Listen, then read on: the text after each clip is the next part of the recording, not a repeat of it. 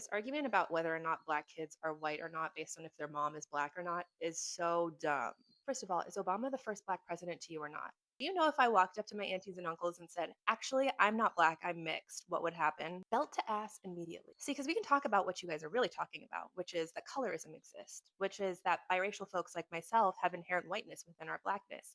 And with that comes responsibility and a privilege that exists within us no matter where we go. We can talk about how a lot of white mothers do a poor job of integrating their biracial children into the culture and having them be surrounded by black folks. But what we're not going to do is take away someone's ancestry. Why? Because the diaspora is not a monolith, and treating it as such is playing a white man's game. And because the diaspora is not a monolith, as much as it pains me to say this, it means that people, I would argue, who have abandoned the culture altogether, like Stacey Dash and Candace Owens, are still having a black experience. You know who doesn't do this? White people. What's the term we call someone who's uppity and snotty who's white? WASP, white Anglo-Saxon Protestant. It's in the name. The other end of that, what do we call poor white people who live in trailer parks? It's not the nicest term, but it's white.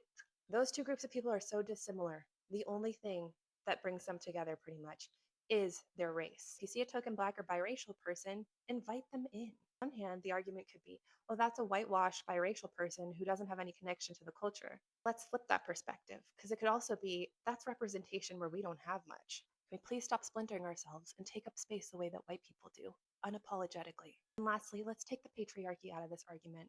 Fathers are just as responsible as mothers are for integrating their children into the culture. Why are we putting it all on moms again?